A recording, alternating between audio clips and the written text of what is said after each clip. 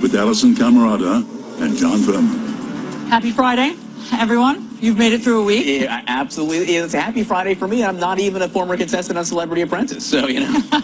Imagine how happy I would be this morning had I been. Then you stand no chance of being pardoned. True. We're going to get into all of that. Good morning, everyone. Welcome to your new day. President Trump is using the power of the pardon and courting controversy in the process. The president erasing the conviction of conservative commentator Dinesh D'Souza. D'Souza spoke out just moments ago. He talked about a phone conversation that he had with the president, which may shed new light into the president's motivations. The president said, Dinesh, you've been a great voice for freedom. And he said that, I got to tell you, man to man, you've been screwed. He goes, I've been looking at the case. I knew from the beginning that it was fishy. But he said upon reviewing it, he felt a great injustice had been done, and that using his power, he was going to rectify it, sort of clear the slate. And he said he just wanted me to be out there, to be a bigger voice than ever, defending the principles that I believe in.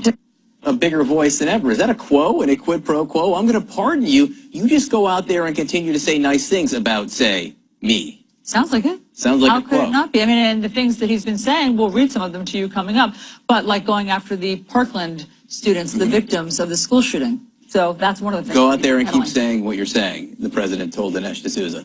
The president also signaling two former Celebrity Apprentice stars, Martha Stewart and Rod Blagojevich. They could be next. Does this raise, it does raise, frankly, big questions about how the president has chosen to use his pardon power. Bigger questions about why. Is this about settling old scores or signaling something to those caught up in the Russia investigation? Roger Stone, the president's political advisor, says, yes, this is a clear signal. Let's begin our coverage with CNN's Caitlin Collins live this morning at the White House. Caitlin.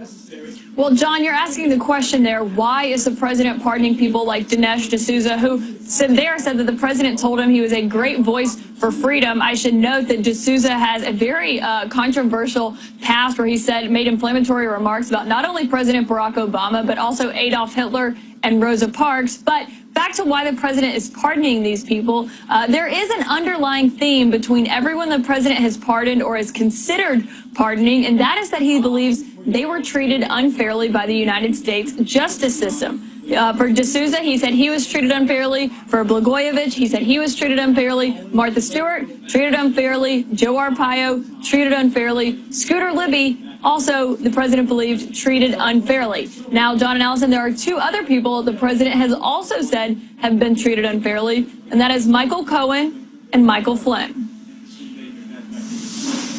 President Trump on a pardoning spree, hinting he may pardon Martha Stewart and commute the sentence of disgraced former Illinois Governor Rod Blagojevich. The president defending the two former Apprentice contestants, insisting they were treated unfairly. I liked Martha. I've always liked Martha. I still like Martha. In 2004, Stewart was convicted of obstruction of justice, lying to investigators, and conspiracy after a probe into allegations of insider trading. So, Governor, you have a hell of a lot of guts. I have to tell you that. In 2011, Blagojevich was convicted of 17 public corruption charges, including trying to sell President Obama's Senate seat. He's currently 6 years into serving a 14-year sentence. This coming just hours after the president issued his fifth pardon for the contentious conservative author and filmmaker Dinesh D'Souza, who pleaded guilty in 2014 to campaign finance violations in a straw donor scheme. President Trump